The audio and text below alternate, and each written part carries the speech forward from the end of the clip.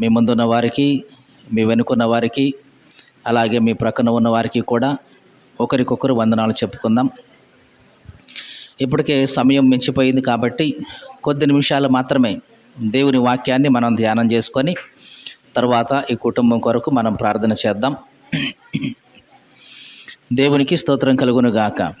హల్లెలూయా. చాలా జాగ్రత్తగా విందాం. దేవుని యొక్క మహాకృపను బట్టి ఈ 2026వ సంవత్సరంలో అని ఆగిపోయిందంటే లైటు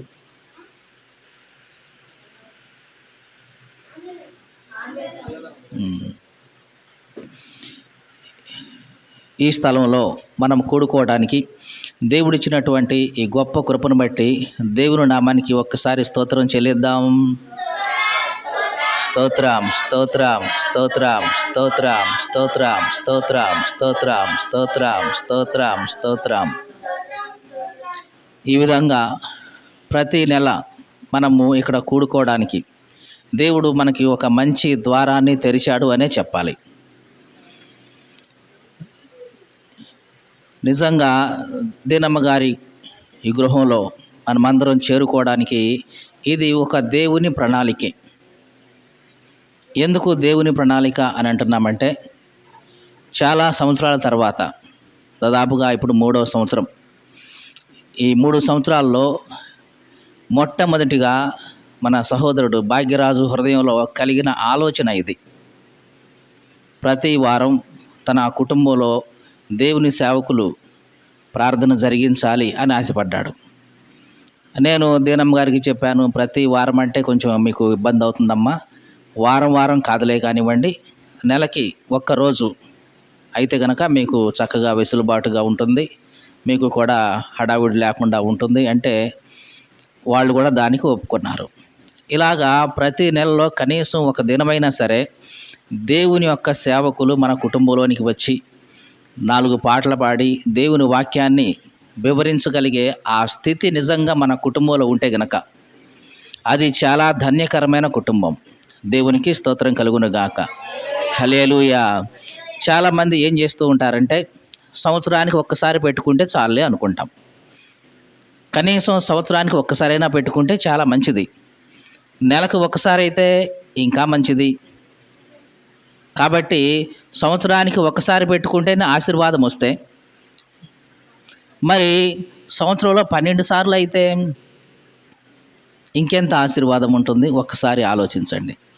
చాలామంది భయపడేది ఏమిటంటే, దేవుని సేవకులను పిలిచి ప్రార్థన జరిగించుకోవాలంటే అది మాటలతో పని అండి, ఎంత ఖర్చు అండి, ఎంత డబ్బులు ఖర్చు అవుతాయండి, సంవత్సరంలో ఒకసారి అంటే ఎట్టకట్ట ఖర్చు పెట్టుకుంటామండి, నెల నెల అంటే ఏంటండి ఖర్చు అనుకుంటారు. మళ్ళీ చెప్తున్నాను, ఈ మాటలు వింటున్న ప్రియ సహోదరి సహోదరులారా, దేవుని సేవకులను పిలిపించుకొని ఇట్లాగా గృహ కోడికలు పెట్టుకోవడానికి మనకు ఖర్చు ఏమీ అవ్వదు. అదేంటండి అవ్వకుండా ఎట్లా ఉంటుంది? ఏమీ అవ్వదు.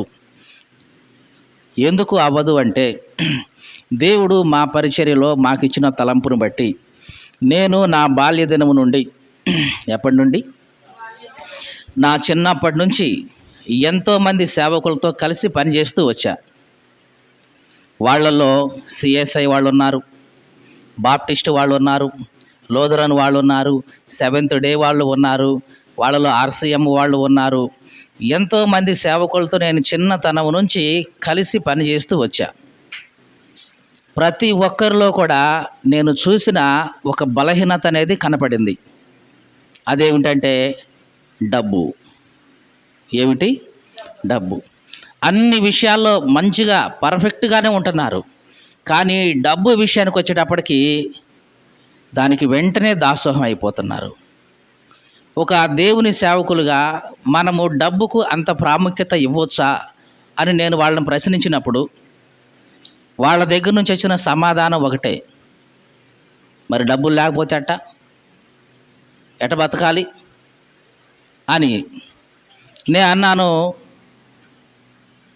దేవుడు నిన్ను పిలిచాడు, డబ్బులు ఇస్తా రా అని పిలిచాడా? నా సేవ చేతి కానీ రా అని పిలిచాడా? డబ్బులు ఇస్తాను రా అనేది దేవుడు పిలవడు. దేవుడు ఏమని పిలుస్తాడు మనల్ని? నా కుమారుడా, నువ్వు రా, నా సేవ చేయి, నేను చూసుకుంటా. ఇది కదా దేవుడు చెప్పేది. మనల్ని ఎవరైతే పిలిచారో ఆయన వైపు మనం చూస్తే, మళ్ళీ చెప్తున్నాను, మనల్ని ఎవరైతే పిలిచారో వాళ్ళ వైపు మనం చూసినంత కాలం దేవుడు మనకి ఏది తక్కువ చేయడు. నేను చైతన్య కాలేజీలో పనిచేస్తున్నాను యాజ్ ఎ లెక్చరర్గా. ఇప్పుడు నాకు ఏదైనా ఇబ్బంది అయితే, కుటుంబంలో ఏదైనా ఆర్థిక ఇబ్బంది వస్తే, నేను నా శాలరీ ఒకవేళ లేట్ అయితే ఎవరిని అడుగుతాను చెప్పండి? ఎవరిని అడుగుతాను? ఆ కాలేజీ యాజమాన్యం ఎవరైతే ఉన్నారో, నన్ను ఎవరైతే పనిలో పెట్టుకున్నారో, ఒక మాటలో చెప్పాలంటే కదా, నన్ను ఎవరైతే పనిలో పెట్టుకున్నారో వాళ్ళని అడుగుతాను. ఏవండి, మీరే కదా నన్ను కాలేజీలో పనిలో పెట్టుకుంది, మరి నాకు ఇబ్బంది అవుతుంది, మరి లేట్ అవుతుంది అని అడ్వాన్స్ అయినా ఇవ్వమంట, లేకపోతే శాలరీ ఇస్తారా లేదా అని వాళ్ళని డిమాండ్ చేస్తా. ఎందుకు? వాళ్ళు నన్ను పనిలో పెట్టుకున్నారు కాబట్టి, వాళ్ళ కింద నేను పని చేస్తున్నాను కాబట్టి వాళ్ళని అడుగుతా. ఇప్పుడు ఒక దేవుని సేవకుడిగా దేవుని సేవ చేస్తున్నప్పుడు నన్ను ఈ దేవుని సేవలో ఈ పనిలో పెట్టింది ఎవరు? కింద ఉన్న విశ్వాసులా, పైన ఉన్న దేవుడా? పైన ఉన్న దేవుడే కదా.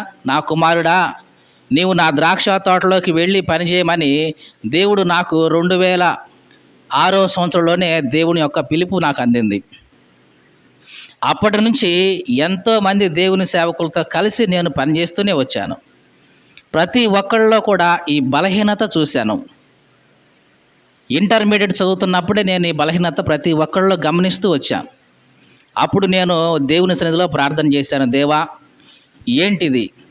అంతా బాగానే ఉంటుంది, కానీ డబ్బు విషయానికి వచ్చేటప్పటికి ఎందుకు ఇట్లాగా మాట్లాడుతున్నారు అని ప్రార్థన చేసినప్పుడు దేవుడు అన్నాడు, నీవు ముందు చదువుకో, నా పరిచర్య నీ ద్వారా జరిగిస్తా అన్నాడు. ఆ సమయంలో నా ఇంటర్మీడియట్ చదువుతున్నప్పుడు నాకు అప్పటికి ఒక సబ్జెక్టు పోయి 2 సంవత్సరాలు నేను ఖాళీగా ఉన్నా. తర్వాత రాసి పాస్ అయ్యాను. ఆ పాస్ అయిన తర్వాత చదువుకుందామని అనుకుంటే మా ఇంట్లో మా నాన్న, నువ్వు ఇప్పుడు చదివి ఎవరిని ఉద్ధరించాలిరా అన్నాడు. ఎందుకంటే నేను అప్పుడు పనికి పోతున్నాను కదా, డబ్బులు తీసుకొచ్చి ఇంట్లో ఇస్తున్నాను కదా, వాళ్ళకి ప్రశాంతంగా ఉంది. ఇప్పుడు మళ్ళీ కాలేజీకి అని పోతే డబ్బులు రావు కదా, అందుకని ఇప్పుడు చదివి ఎవరిని ఉద్ధరించాలా, డిగ్రీ చదివి అన్నాడు. ఒక పక్క దేవుడేమో నువ్వు వెళ్ళి చదువుకో అంటున్నాడు. ప్రార్థన చేశాను దేవుని సన్నిధిలో, దేవా, అసలు నేను చదువుకోవడం నీకు చిత్తమా కాదా? ఒకవేళ నేను చదువుకోవడం నీ చిత్తమైతే ఇదిగో మా నాన్న అయితే ఇవ్వనంటున్నాడు, నా దగ్గర లేవు. పైగా ఆ రోజుల్లో చంద్రబాబు నాయుడు పరిపాలిస్తున్న రోజులు బాగా కరువు ఉన్న రోజులు. ఆ రోజుల్లో 2003, 2004 ఆ సంవత్సరం. అప్పుడు దేవుడు ఒక దేవుని సేవకుడిని నా దగ్గరికి పంపించాడు. లేదు 2004లో నేను డిగ్రీలో జాయిన్ అయ్యాను. 2004లో జరిగిన సంగతి ఇది. అప్పుడు బాగా కరువు ఉంది. ఎంత కరువు అంటే మా ఇంట్లో తినడానికి ఆ తిండి లేక, కొనుక్కోవడానికి బియ్యానికి డబ్బులు కూడా లేక, ఆ మిల్లులో పట్టినటువంటి ఆ నూకలు వస్తాయి చూసారా, ఆ నూకలు తెచ్చి మా నాన్న ఇంట్లో వేసేవాడు, ఇంక ఇదే ఆహారం అని. అట్లాంటి పరిస్థితుల్లో ఉన్న ఆ సమయంలో నేను డిగ్రీ చదువుకోనట నాకు ఫీజు కట్టేది ఎవడు? కట్టలేడు, ఎవరు కట్టలేరు. అప్పుడు ఆ సమయంలో నేను ప్రార్థన చేసినప్పుడు దేవుడు ఒక దేవుని సేవకుడిని నా దగ్గరికి పంపించి ఆయన అడిగాడు, చదువుకుంటావా అన్నాడు. ఏమన్నాడు? చదువుకుంటావా అన్నాడు. చదువుకోవాలని ఆశ ఉంది కానీ నా దగ్గర అయితే డబ్బులు లేవు అన్నాను. సరే అని ఆయనే తన బండి మీద ఎక్కించుకొని వచ్చి కేవీఆర్లో డిగ్రీ జాయిన్ చేశాడు. ఫస్ట్ టర్మ్ ఫీజు ఆయనే కట్టేశాడు. బస్ పాస్కి కావలసిన డబ్బులు ఆయనే ఇచ్చేశాడు. ఇచ్చి ఒక మాట అన్నాడు, ఏమనంటే, దేవుడు నాకు ఇట్లా చేయమని ప్రేరేపించాడు, నేను చేశాను. ఇక మిగతా టర్మ్ ఫీజు కానీ, మిగతా నీ బుక్స్ ఫీజు కానీ, ఇక మిగతావన్నీ నువ్వు చూసుకోవాలి, నీ విశ్వాసం మీదటి నువ్వు చూసుకోవాల్సిందే అన్నాడు. ఏమన్నాడు? నువ్వే చూసుకోవాలి, నీ విశ్వాసం మీద ఆధారపడి నీకు నువ్వే చూసుకోవాలి. ఇదిగో ఇంతవరకే నన్ను ప్రేరేపించాడు, నేను చేశాను, నా పని అయిపోయింది అన్నాడు. ఇక అప్పటి నుంచి సరే అని ప్రతిరోజు ప్రార్థన చేసేవాడిని. దేవా, ఇదిగో నా పరీక్ష ఫీజు వచ్చింది, మరి ఎట్లాగా? బుక్స్ కొనుక్కోవాలి, ఎట్లాగా? మరి బస్ పాస్ కట్టుకోవాలి ఎట్లాగా? ప్రతిసారి ప్రార్థించేవాడిని. దేవుడు ఏదో ఒక పని నా ముందుకు తీసుకొచ్చి పెట్టేవాడు. ఆ పని చేసేవాడిని. దాని నుంచి వచ్చిన ఆ డబ్బులతోనే నా బుక్స్ కట్టుకునేవాడిని. బస్ పాస్ కట్టుకునేవాడిని. కాలేజీ ఫీజులు కట్టుకున్నాను. ప్రతీదీ 3 సంవత్సరాలు కూడా అట్లాగే గడిచిపోయింది. 3 సంవత్సరాలు డిగ్రీ అయిపోయింది. 2007 వరకు అయిపోయింది. ఇక ఎంఎస్సి చేయాలి, పీజీ చేయాలి. ఎంట్రన్స్ రాశాను. ఎంట్రన్స్ రాసిన తర్వాత నిజానికి నాకు నూజివీడు మినీ క్యాంపస్ వచ్చింది. అక్కడికి వెళ్తే హాస్టల్ ఫీజు అవన్నీ ఉంటాయి. కానీ వాటిని కట్టుకునే స్తోమత నాకైతే లేదు. ఎందుకంటే నాకెవరున్నారు సపోర్ట్ చేసేవాళ్ళు? మా నాన్న నీకెందుకురా చదువు అని పక్కన పెట్టాడు అప్పుడే. డిగ్రీ అంటే అట్లకట్లా కంప్లీట్ చేశాను కూలి పని చేసుకొని. మరి పీజీ కంప్లీట్ చేయడానికి డబ్బులు ఎవరిస్తారు? దేవుడు ఇవన్నీ ఆలోచించాడు కావాలా. నేను ఇంటర్వ్యూకి వెళ్తుంటే, కౌన్సిలింగ్కి వెళ్తే, ఆ కౌన్సిలింగ్కి వెళ్ళినప్పుడు కొండపోత వర్షం పడేలాగా చేశాడు. ఆ కొండపోత వర్షంలో కూడా నేను ప్రయత్నం చేశా పోదామని. 9ంటికి వెళ్ళాల్సిన వాడిని 11ంటికి వెళ్ళా. ఆ వెళ్ళేటప్పటికి నా సీటు నెంబర్ అయిపోయింది, నా కౌన్సిలింగ్ నెంబర్ అయిపోయింది.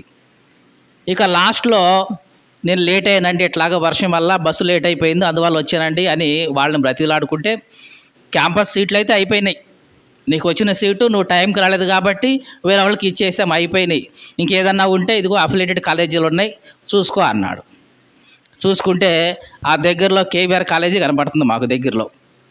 సరే అని ఆ కాలేజ్ చూజ్ చేసుకొని మళ్ళీ ఎప్పటిలాగానే ఇంటర్ చదివిన కాలేజీలోకే, డిగ్రీ చదివిన కాలేజీలోకే పీజీ కూడా చదవటానికి వచ్చేసా. అలా వచ్చినప్పుడు ప్రార్థన చేశా, దేవా మరి ఈ ఫీజు సంగతి ఏంటి అని ప్రార్థన చేస్తే దేవుడు చేసిన ఏర్పాటు ఎట్లా ఉందంటే, పీజీలో అంటే ఎంఎస్ చదువుతున్న ఆ టైంలో మాకు ఒక పూటే ఉండేది కాలేజీ. రెండో పూట మధ్యాహ్నం నుంచి కాలేజీలు ఉండవు, లైబ్రరీకి వెళ్ళి చదువుకోవటమే. దేవుడు అదే సమయంలో ఇంకొక వ్యక్తిని నాకు పరిచయం చేసి, అన్నా పలానా ఏ ఊరు అది, తోటచెర్ల పక్కన తోటరావులపాడు, పలానా తోటరావులపాడులో స్కూల్లో మ్యాథ్స్ చెప్పడానికి ఒకళ్ళు కావాలంట, మ్యాథ్స్ ఫిజిక్స్ చెప్పడానికి, మరి నువ్వు వెళ్తావా అన్నాడు. వెళ్తాను చెప్తాను అని అంటే వెళ్ళి వాళ్ళతో మాట్లాడాను, ప్రిన్సిపాల్తో. ఆ ప్రిన్సిపాల్ ఏం చేశాడు, నేను ఆ తోటరావులపాడులో ఉండటానికి ఇల్లు ఆయనే ఏర్పాటు చేశాడు. ప్రతిరోజు నందిగామ కాలేజీకి వెళ్ళి రావడానికి బస్సు ఛార్జీలు ఆయనే ఏర్పాటు చేశాడు.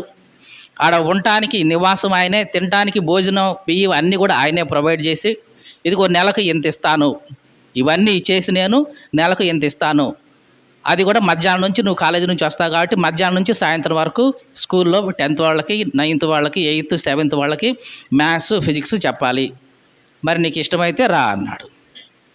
ఇది కూడా దేవుడు ఏర్పాటు చేసిందే కదా. చక్కగా జాయిన్ అయ్యాను. ఫస్ట్ ఇయర్ అయిపోయింది, సెకండ్ ఇయర్ అయిపోయింది.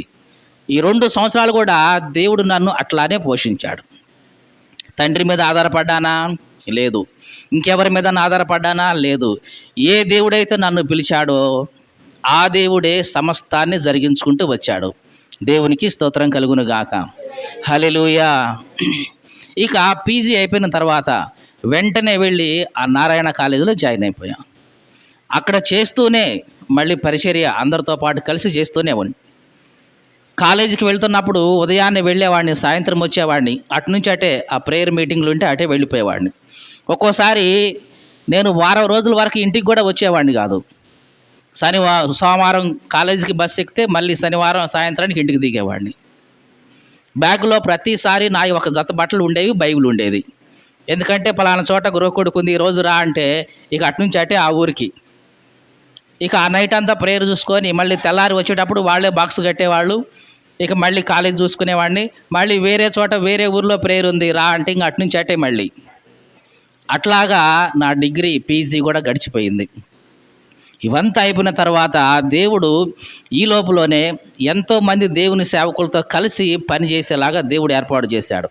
వీళ్ళందరిలో నేను చూసిన బలహీనత ఒకటే, డబ్బు విషయంలో వాళ్ళు ఎంతో బలహీనులుగా ఉన్నారు.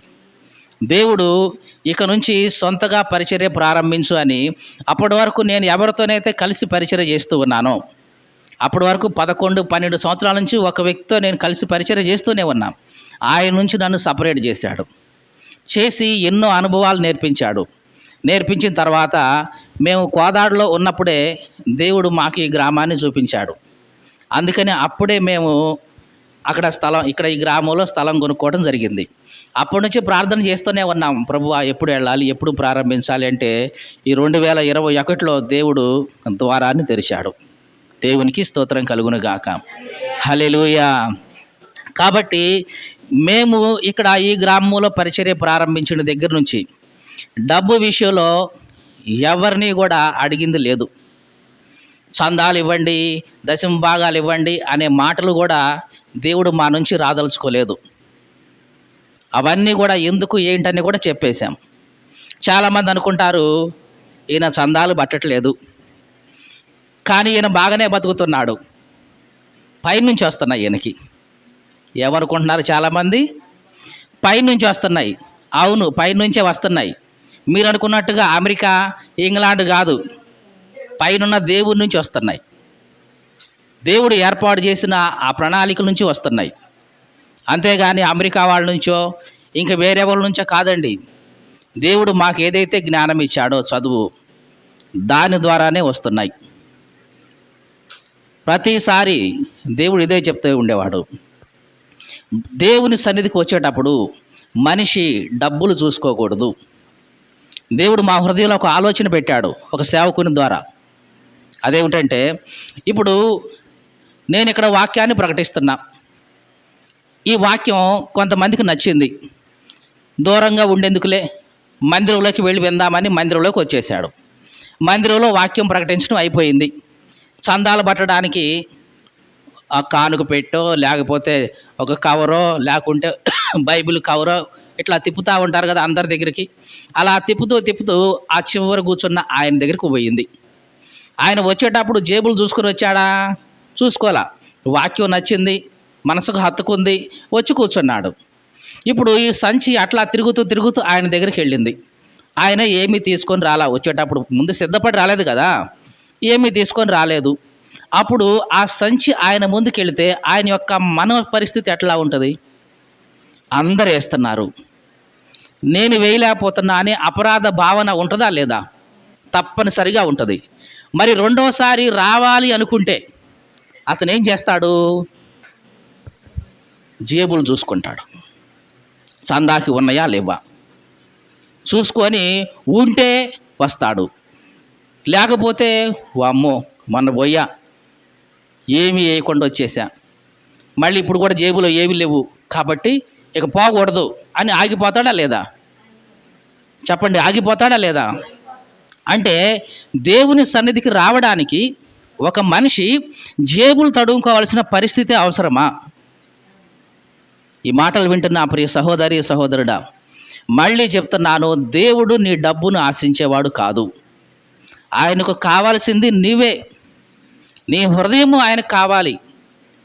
నీ డబ్బు దేవునికి ఏం అవసరం లేదు. నువ్వు పాపము నుంచి విడిపించబడి మంచి మార్గంలోకి వస్తే అదే దేవునికి 10,000 కదండి. అందుకని దేవుడు మా పరిచర్యలో ఈ డబ్బు ప్రస్తావన తీసుకురావద్దనే చెప్పాడు. ఉంటేనా దేవునికి స్తోత్రం, నేనే పెట్టుకుంటా, లేదా ఉన్న దానిలోనే సర్దుకుంటాం, అది దేవునికి ఇష్టమైందే. చాలామంది ఈ క్రిస్మస్ వస్తే, జనవరి వస్తే అందరి దగ్గర నుంచి వసూలు చేసి మీరెంత వేసుకోండి కుటుంబానికి అని చెప్పి వసూలు చేసి కార్యక్రమాలు నిర్వహించే వాళ్ళు లోకంలో బోల్డంతమంది ఉన్నారు. ఆ ఇచ్చేవాళ్ళు కొంతమంది ఇబ్బంది పడుతూ ఉండేవాళ్ళు ఉంటారు. కొంతమంది అందరు ఇస్తున్నాం కాబట్టి మనం ఇవ్వకపోతే నలుగురు ఏమనుకుంటారని మొహమాటంతో ఇచ్చేవాళ్ళు ఉంటారు. ఇన్ని రకాల మనస్తత్వాలు ఉంటాయి. హృదయపూర్వకంగా ఇచ్చేవాళ్ళు దాదాపుగా 100లో 1 2 ఉంటారు, ఇష్టపడి ఇచ్చేవాళ్ళు కదండి. వీళ్ళందరూ కూడా ఇస్తున్నారు, కానీ ఎటువంటి మనసుతో? లోపల ఏదో బాధతో, ఇబ్బందితో, సణుక్కుంటున్నావు, గొనుక్కుంటున్నావు, ఇవన్నీ దేవునికి ఇస్తున్నారు అనుకుంటారు. ఇట్లాంటిది దేవుడు అంగీకరించడు. ఈ మాటలు వింటున్న ప్రియ సహోదరి సహోదరుడు, మరలా చెప్తున్నాను, దేవుని సన్నిధిలో నీవిచ్చేది ఏదైనా సరే మొహమాటంతోనో, వాళ్ళందరూ ఇస్తున్నారు కాబట్టి మనం కూడా ఇకపోతే బాగోదేమో అనే ఉద్దేశంతోనో నీవు ఇస్తున్నావంటే అది నీకు ఎన్నటికీ ఆశీర్వాదకరం కాదు. అట్లాంటిది నువ్వు ఇచ్చినా ఒకటే, అసలు ఇవ్వకుండా ఉన్నా ఒకటే. కాబట్టి ఇదంతా ఎందుకు అసలు? దేవుని సన్నిధికి డబ్బుకి సంబంధమే లేదు. ఒకవేళ వాళ్ళు ఇస్తేనా హృదయపూర్వకంగా ఇచ్చేస్తే ఓకే, మంచిది. లేదు, ఇవ్వలేదు, వాళ్ళని ఇబ్బంది పెట్టొద్దు.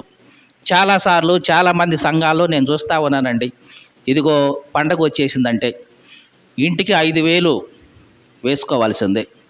మీటింగ్లు వచ్చినాయి అంటే ఇంటికి 4,000 వేసుకోవాల్సిందే. మా తమ్ముడు నేను చూశాను, ఇంటికి 5,000 లెక్క వేస్తే వాడి కుటుంబంలో ఆర్థిక పరిస్థితి బాగాలేకపోతే వాడు వారాల వాళ్ళ దగ్గర అప్పులు తీసుకొచ్చి దేవుని మందిరంలో ఇచ్చాడు. ఇదేంటి? దేవుడు వచ్చింది నిన్ను అప్పుల పాలు చేయటానికా? నీ తిప్పల నుంచి బయటపెట్టడానికా? ఒకసారి ఆలోచించండి. దేవుడు ఎందుకు వచ్చాడు? నిన్ను అప్పుల పాల నుంచి విడిపించడం కోసం, నీకున్న బాధల నుంచి విడిపించడం కోసం. అంతేగాని నువ్వు దేవుడి పేరు చెప్పుకొని ఇంకా నువ్వు అప్పుల్లో కూరుకొని పోదామని కాదు కదా దేవుడు వచ్చింది. ఇవన్నీ దేవుడు నా ముందు పెట్టినప్పుడు నేను ఒకటే తీర్మానించుకున్నా, దేవా ఇట్లాంటిదైతే నాయనా నేను చేయను. నీ కొరకు రోషం కలిగిన పనే చేస్తా. నా ముందున్నది ఒకళ్ళ, ఇద్దరా, 10 మంది, 20 మంది, ఇది కాదు. నేను నీ కోసం ఎలాగ బ్రతుకుతున్నాను, డబ్బు అనే ప్రస్తావన లేకుండా దేవుని పని మహిమకరంగా చేయాలి అనుకున్నాను. అలాగే ఇప్పటి వరకు కూడా నడిపిస్తూనే ఉన్నాం. దేవునికి స్తోత్రం కలుగును గాక. హల్లెలూయా. దేవుని యొక్క మహాకృపను బట్టి 10 సంవత్సరాల తర్వాత మరలా ఈ సంవత్సరం మేము ఎవరైతే విడిపోయామో బెంజమిన్ గారి దగ్గర నుంచి నేను, ఆయన్ని దేవుడు మరలా కలిపాడు. ఈరోజు కొరవటికల్లు ఆయన ఆహ్వానించాడు, రమ్మని. అక్కడికి వెళ్ళిన తర్వాత 10 సంవత్సరాల ముందు కలిసిన ప్రతి ఒక్కళ్ళు కలుస్తున్నారు, మాట్లాడుతున్నారు, పలకరిస్తున్నారు, మాట్లాడుతున్నారు. ఏంటంటే ఇన్ని సంవత్సరాలు మాకు దూరం అయ్యారు, మీరు వస్తే ఎంత బాగుండేది, అది ఇది అంటున్నారు. ఇదంతా చెప్పాను. దీన్ని ఎవరు ఏమి అంటానికి లేదమ్మా, ఇది దేవుని ప్రణాళిక. మేము విడిపోయి దేవుని సువార్త ఇంకా అనేక స్థలాలకు ప్రకటించడం అనేది దేవుని యొక్క సంకల్పం. మరలా ఇప్పుడు కలిసి ఆ పనిని ఇంకా బాగా జరిగించడం దేవుని సంకల్పం. కాబట్టి ఇందులో ఎవరిని నిందించాల్సిన పని అయితే లేదు. దేవునికి స్తోత్రం కలుగును గాక. హల్లెలూయా. ఈ కమ్మవారిపాలెం గ్రామానికి దేవుడు మమ్మల్ని నడిపించాడు. ఎందుకంటే ఈ గ్రామం అంతటికి దేవుని సేవకులుగా మేము దీవెనకరంగా ఉండాలని. నిజమైన దేవుని సేవకుడు అంటే ఇదిగో ఎట్లా బ్రతకాలి అని చూపించడానికి. దేవుని సేవ అంటే ఇదిగో ఇంత మహిమకరంగా చేయాలి అని చూపించడానికి. దేవుని సేవ అంటే డబ్బుకు సంబంధించింది కాదు అని నిరూపించడానికి దేవుడు మమ్మల్ని ఈ స్థలంలో పెట్టాడు అని నేను హృదయపూర్వకంగా నమ్ముతున్నాను. దేవునికి స్తోత్రం కలుగును గాక. హల్లెలూయా. ఒక వాక్యాన్ని మనం బైబిల్లోంచి చదువుతాం. మత్తయి సువార్త 9వ అధ్యాయం 24వ వచనం. మత్తయి సువార్త 9వ అధ్యాయం 24వ వచనం. స్థలమియుడి, ఈ చిన్నది నిద్రిస్తూ ఉన్నదే కానీ చనిపోలేదు. చాలు. యేసుక్రీస్తు ఇక్కడ ఒక మాట పలుకుతున్నాడు, స్థలం ఇయ్యండి. దేనికి? స్థలం ఇయ్యండి. స్థలం ఇస్తే ఏం జరిగింది? ఒకసారి ఆ విషయాన్ని నేను జ్ఞాపకం చేస్తా. ఒకానొక సమయంలో యేసుక్రీస్తు బయట బోధిస్తూ ఉంటే యాయీరు అనే ఒక వ్యక్తి వచ్చాడు. ఆమె కుమార్తె అప్పుడే చనిపోయిందంట. వచ్చి ప్రార్థన చేస్తున్నాడు, దేవా నా కుమార్తె ఇప్పుడే చనిపోయింది, అయినా సరే నువ్వు వచ్చి ప్రార్థన చేస్తే ఆమె బ్రతుకుద్ది, నా నమ్మకం అది, రానాయనా అన్నాడు. అప్పటికి ఆమె కొనూపురితో ఉంది, ఆమెలు బ్రతిమలాడతావన్నాడు. యేసు ప్రభు సరే పద అని చెప్పి ఆ వ్యక్తిని కలుసుకొని ముందుకెళ్తా ఉన్నప్పుడే ఈ లోపల 12 ఏళ్ల నుంచి రక్తస్రావ రోగం కలిగిన ఒక స్త్రీ వచ్చేసింది. ఆమె అప్పటికి చాలామంది డాక్టర్ దగ్గరికి వెళ్ళింది, ఎంతసేపటికి ఆమెకి ఏమి స్వస్థత రాలా. మొత్తానికి యేసు ప్రభు దగ్గరికి వచ్చింది, ఆయన అంచు పట్టుకుంది, స్వస్థత వచ్చింది. యేసు ప్రభు ఎవరమ్మ నన్ను పట్టుకుంది, ఎవరమ్మ నన్ను పట్టుకుంది అంటే ఎవరు అనట్లా. శిష్యులు అంటున్నారు, ఏంది నాయన ఇంతమంది జనసమూహం నీ మీద పడుతున్నారు కదా, నన్ను ముట్టుకుంది ఎవరని అడుగుతున్నావేంటి అని శిష్యులు అంటే, కాదు ఉద్దేశపూర్వకంగా నన్ను పట్టుకున్నారు ఒకళ్ళు. వాళ్ళు ఎవరు అని అంటే ఆమె వణుక్కుంటే వచ్చింది, అయ్యా నేనేనయ్యా పట్టుకుంది. ఎందుకు పట్టుకున్నావు చెప్పమ్మా, అందరికీ చెప్పు అని అంటే అప్పుడు చెప్పింది, అయ్యా 12 సంవత్సరాల నుంచి రక్తస్రావ రోగంతో బాధపడుతున్నాను నేను. ఏ రోగంతో? మనకి నెలలో స్త్రీలకు ఋతుక్రమం అనేది జరుగుతుంది 3 రోజులు. ఆ 3 రోజులు రక్తస్రావం అవుతున్నప్పుడు వాళ్ళు అనుభవించే బాధ మాటల్లో చెప్పలేమండి. అనుభవిస్తున్న వాళ్ళకి మాత్రమే తెలుసు అది. మరి అట్లాంటిది ఒక 3 రోజులు కాదండి ఈమె. అట్లాంటి బాధ 12 సంవత్సరాల నుంచి. ఒక్కసారి అర్థం చేసుకోండి ఆ బాధ ఎట్లా ఉంటుందో. ఆ బాధను తట్టుకోలేక ఎంతమంది వైద్యుల దగ్గరికి వెళ్ళిందో, ఎవ్వరి వల్ల ఏమీ కాల.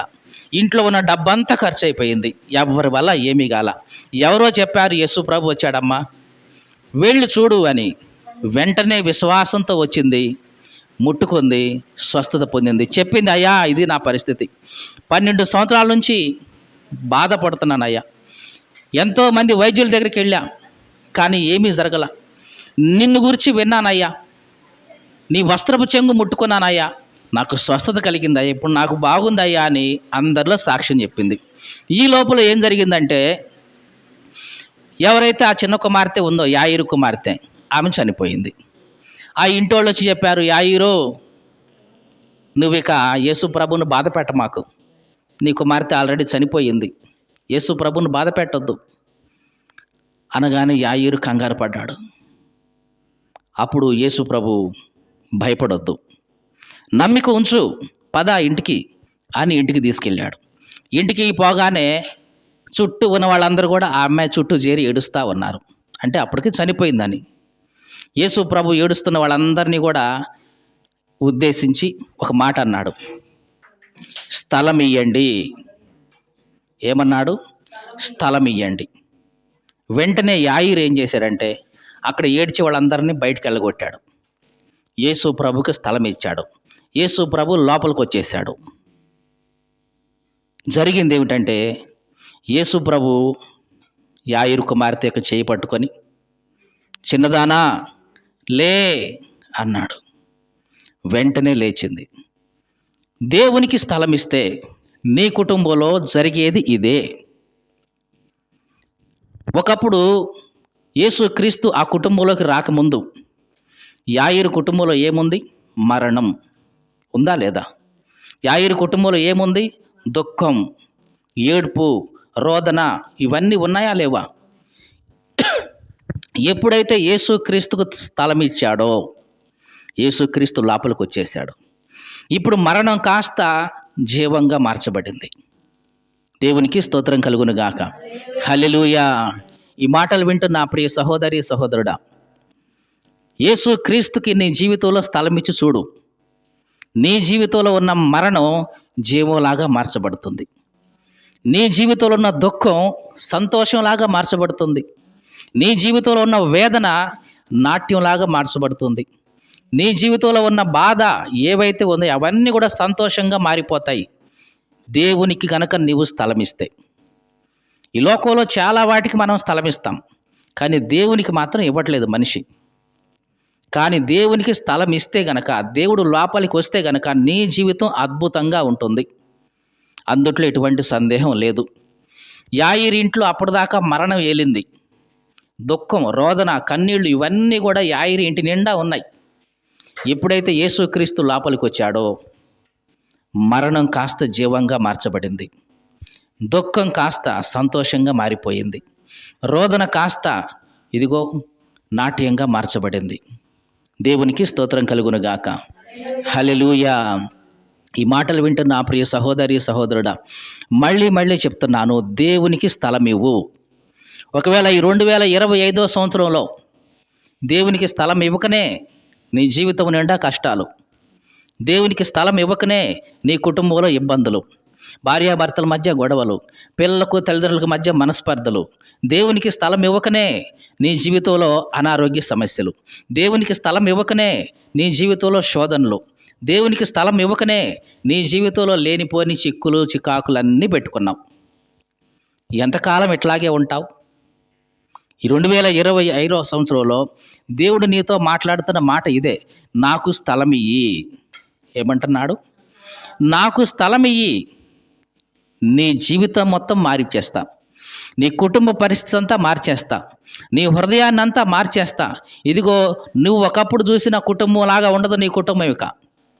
నీ ఒకప్పుడు ఉన్న హృదయంలాగా ఉండదు నీ హృదయం. నీ జీవితం అంతా మారిపోతుంది. మొత్తం నూతనంగా చేస్తాను. నాకు స్థలం ఇవ్వు. మరి ఇవ్వడానికి నువ్వు సిద్ధంగా ఉన్నావా? నీవు స్థలం ఇవ్వడానికి సిద్ధంగా ఉంటే ఆయన లోపలికి వచ్చి సమస్తాన్ని నూతనపరచడానికి సిద్ధంగా ఉన్నాడు. దేవునికి స్తోత్రం కలుగునుగాక. హల్లెలూయా. ఆయనైతే నూతనపరచడానికి సిద్ధంగా ఉంటాడు. మరి నువ్వేం చేయాలి? స్థలం ఇవ్వాలి ఆయనకు. లోకంలో వేటేటుకో ఇచ్చి చూస్తుంటావు స్థలాలు, కానీ దేవునికి స్థలం అంటే జస్ట్ ఒక చిన్న ప్లేసు, ఒక రూము. రూమ్ అంటే మనం మాట్లాడుతున్న గదులు కాదు, గదే. ఈ లోక సంబంధమైన గది కాదు, హృదయపు గది ఆయనకివ్వు. నీ హృదయపు గదిని ఖాళీ చేసి ముందు ఆయనకి హ్యాండ్ ఓవర్ చేయి. నాయనా, నా హృదయంలోకి నువ్వు వచ్చి నువ్వు వసించు, నా హృదయం లోపలికి రా, నేను నీకు స్థలం ఇస్తున్నాను రా అని పిలు. తప్పనిసరిగా ఆయన వస్తాడు. ఆయన నీ హృదయపు వాకిటనే ఉండి తడుతూ ఉంటాడు. ఎప్పుడైనా సరే నువ్వు ఆయన స్వరాన్ని విని రా ప్రభు అని హృదయపూర్వకంగా ఆహ్వానిస్తావేమో అని. తెలుసా అండి, ఇట్లాగా దేవుని వాక్యం వినిపిస్తున్న ప్రతిసారి దేవుడు నీ హృదయపు తలుపు తడుతున్నాడు. నా కుమారి, నా కుమారుడా, స్థలం ఇవ్వు అని తడుతూ ఉన్నాడు. నీవు గనక ఆయన స్వరాన్ని విని ప్రభువా లోపలికి రండి అని నీ ద్వారాలు తెరిచి, నీ హృదయపు ద్వారాలు తెరిచి గనక ఆయన ఆహ్వానిస్తే నీ జీవితం మారిపోతుంది. దేవునికి స్తోత్రం కలుగునుగాక. హల్లెలూయా. జక్కయ్య యేసు ప్రభువుకి స్థలం ఇచ్చి ఇంటిలో చేర్చుకున్నాడు. జీవితం మారిందా లేదా? యాయీరు యేసు ప్రభువుకు స్థలం ఇచ్చి ఇంటిలో చేర్చాడు. యాయీరు కుటుంబం అంతా మారిపోయిందా లేదా? మరణం కాస్త జీవంగా మార్చబడింది. ఏడ్పులు, రోదనలు, కన్నీళ్లు ఇవన్నీ కూడా ఏమైనాయి? సంతోషమైపోయినాయి. ఈ నూతన సంవత్సరంలో దేవుడు నీతో మాట్లాడుతున్న మాట ఇదే, నాకు స్థలం ఇయ్యి. నాయనా, నీకు స్థలం ఇస్తే చాలా ఖర్చు అవుద్దేమో అనుకోవద్దు. ఏ ఖర్చు అవ్వదు. ఖర్చుతో సంబంధించింది కాదు. నువ్వు దేవుని నీ హృదయంలో చేర్చుకో. నీకున్న ప్రతి ఇబ్బంది ఆయన తీసేస్తాడు. ఆయన నీకు ఖర్చు పెంచేవాడిగా రావాలని లేదు. మీకు అర్థమవుతుందా? చాలామంది దేవుడు అనగానే ఖర్చు పెంచేవాడిగానే చూస్తున్నారు. చాలామంది ఉద్యోగం చేసుకునేవాళ్ళు, వ్యాపారం చేసుకునేవాళ్ళు. ఒకసారి అడిగాను నేను ఒక గవర్నమెంట్ ఎంప్లాయీని, నా చిన్నప్పుడు ఫ్రెండు, గవర్నమెంట్ జాబ్ వచ్చింది, ప్రార్థనకి రావచ్చు కదా అన్నా. ఏమన్నాడు తెలుసా? ఎక్కడ వస్తావు రమణ కుమారు, ప్రార్థనకు వచ్చిందే పాపం, బాప్తీసం తీసుకోవటమే పాపం, దశమ భాగాలు అని పిండుతూ ఉంటారు, ఆ బాధలు ఏడబడేది అని అన్నాడు. నాకు చాలా ఆశ్చర్యం వేసింది. అంటే చాలామంది దేవుని సన్నిధికి దూరంగా ఉంటుంది. ఎందుకు? ఇది ఆలోచించుకోనా అనిపించింది. నిజంగా అసలు దీనికి సంబంధం లేదు అని అంటే నిజంగా ఎంతమంది రక్షించబడేవాళ్ళో దేవుని సన్నిధికి వచ్చి. చాలామంది దేవుని సేవకులు ఈ దశమ భాగం అనే మాట పదే దశమ భాగం ఇస్తే నీకు ఆశీర్వాదం లేకుంటే లేదనే మాట వాడి ఎంతోమందిని దేవుని సన్నిధికి రాకుండా దూరం చేస్తున్నారే అనిపించింది. దేవునికి స్తోత్రం కలుగును గాక. హల్లెలూయా. ఈ రాత్రికాల సమయంలో ఈ మాటలు వింటున్న ప్రియ సహోదరి సహోదరుడా, మళ్ళీ చెప్తున్నాను, దేవునికి నీ దశమ భాగం అవసరం లేదు. మళ్ళీ చెప్తున్నాను, మనం పాటిస్తున్నటువంటి క్రైస్తవ్యానికి దశమ భాగానికి సంబంధం లేనే లేదు. అదేంటండి, బైబిల్లో ఉంది కదండి. ఉంది, నీకు కాదది, ఇశ్రాయేలీలకి ఇప్పటికీ ఉంది. మీకు అవసరమైతే నా యూట్యూబ్ ఛానల్లో దీని గురించి 8 వీడియోస్ కంటిన్యూగా ఉంటాయి. అసలు ఈ దశమ భాగం అనేది ఎక్కడ మొదలైంది, ఎక్కడి నుంచి కంటిన్యూ అయ్యింది, ఎవరికి సంబంధించింది, నేటి క్రైస్తవులుగా మనకి ఇది వర్తిస్తుందా వర్తించదా, అసలు ఇవన్నీ కూడా బైబిల్ ఆ చివరి నుంచి ఈ చివరి వరకు దశమ భాగం గురించి ఏమి చెప్తుంది అనేది మొత్తం నేను మాట్లాడాను. అవసరమైతే మీరు చూడవచ్చు. చాలామంది అంటారు యేసు ప్రభు కూడా చెప్పాడు కదా దశమ భాగం ఏమని. ఎక్కడ చెప్పాడండి? మత్తయి సువార్త 23 అధ్యాయం ఉంది కదండి. వాటిని మానక వీటిని చేయమని. వాటిని మానొద్దు అన్నాడు. అంటే దశమ భాగం ఇవ్వటం, పుదీనాలో, సదాపాలో, సోపులో దశమ భాగం ఇవ్వటం మానొద్దు. వాటిని మానకుండా నీతి, న్యాయం, కనికరం ఇవి పాటించమని దేవుడు చెప్పాడు. యేసు ప్రభు కూడా చెప్పాడు కంటే దశమ భాగం మానొద్దని. మీరేంటండి? యేసు ప్రభు దశమ భాగం మానొద్దు అని చెప్పాడు. ఎందుకంటే ఆయన ధర్మశాస్త్రాన్ని నెరవేర్చుతున్నాడు కాబట్టి.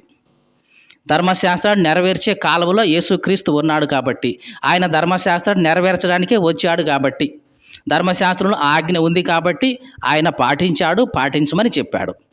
ఎప్పుడైతే వాటన్నిటిని నెరవేర్చాడో వాటన్నిటిని ఆయన నెరవేర్చి కొట్టేశాడు తన శరీరంలో. ఇవన్నీ కొట్టేసి, పాత నిబంధన కొట్టేసి మనకు నూతన నిబంధన ఇచ్చేశాడు.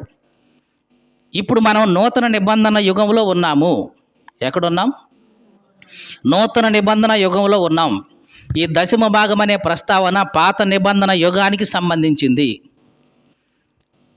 మరి క్రైస్తవ్యం అనేది నూతన నిబంధన యుగానికి సంబంధించింది. ఈ నూతన నిబంధన యుగంలో పౌలు ద్వారా కానీ, పత్రికలన్నీ మీరు చదవండి, అపోస్తులుడైన పేతురు ద్వారా కానీ, యోహాను ద్వారా కానీ, పత్రికల్లో ఎక్కడా కూడా దశమ భాగం అనే ప్రస్తావన లేనే లేదు. క్రైస్తవ్యానికి దశమ భాగానికి అసలు పొంతనే లేదు. ఇది మనకు సంబంధించింది కానే కాదు. మరి చాలామంది దైవ సేవకులు ఎందుకు చెప్తున్నారండి? వాళ్ళ స్వార్థం ఉండొచ్చు వెనకాల. అది ఉంటే తప్ప మేము బ్రతకలేము అనే ఒక స్వార్థం ఉండొచ్చు. కానీ చెప్తున్నాను, ఈ దశమ భాగం లేకుండానే దేవుడు నిన్ను బ్రతికించగలడు. మీకు అర్థమైందండి? దేవుడికి నిజంగా నీవు హృదయపూర్వకంగా సేవ చేస్తుంటే నీ కింద ఉన్న వాళ్ళని దేవుడు ప్రేరేపిస్తాడు కదా. తప్పనిసరిగా వాళ్ళు ఇస్తారు, హృదయపూర్వకంగానే ఇస్తాడు. కాబట్టి దశమ భాగం గురించి నువ్వు అడగాల్సిన పని లేదు, దీని గురించి బోధించాల్సిన పని కూడా లేదు. దేవునికి స్తోత్రం కలుగును గాక. హల్లెలూయా. కాబట్టి మళ్ళీ చెప్తున్నాను, యేసుక్రీస్తుని చేర్చుకుంటే ఖర్చు అవుద్ది అనే మాట ఎప్పుడూ అనుకోవద్దు. ఆలోచన రానివద్దు అసలు. నువ్వు దేవునికి డబ్బుకి సంబంధం లేనే లేదు. దేవుడు నీ హృదయానికి మాత్రమే సంబంధించిన వాడు. ఆయన కోరేది నీ హృదయాన్నే. నీ డబ్బుని ఆయన కోరుకోవట్లేదు. నీ వెండి, నీ బంగారం ఆయనకు అవసరం లేదు. ఆయనకు కావాల్సింది నీ హృదయం కావాలి, నీ జీవితం కావాలి, నువ్వే ఆయనకు కావాలి. నువ్వు సంపాదించేది ఆయనకెందుకు? నువ్వు అనుభవిస్తున్న భూమి ఆయనదే, ఆకాశం ఆయనదే, నీవు అనుభవిస్తున్న శరీరం ఆయనదే, నీవు అనుభవిస్తున్న జీవితం ఆయనదే, ఆయుష్ ఆయనదే, ఆయుష్ కాలం ఆయనదే, అన్నీ ఆయన నీకు ఇస్తుంటే నీవు ఆయనకి ఇచ్చేదేంటి? కానీ దేవుడు నీ నుంచి కోరేది ఏంటంటే నీ హృదయం. అందుకనే దేవుడు అంటున్నాడు, నాకు స్థలం ఇవ్వండి, స్థలం ఇస్తే నీ పరిస్థితి మార్చేస్తా. ఈ మాటలు వింటున్న నా ప్రియ సహోదరి సహోదరుడా, మరలా చెప్తున్నాను, దేవునికి స్థలం ఇవ్వు. ఇది ఖర్చు అవ్వదు. డబ్బు గురించి ఆలోచించొద్దు, ఖర్చు అయ్యేది కాదు ఇది. హృదయపూర్వకంగా నీవు దేవుని వెంబడించు, అదే దేవునికి కావాలి. నీ డబ్బు ఆయనకేం అవసరం లేదు, నీ వెండి బంగారాలకు ఆయన ఏం అవసరం లేదు.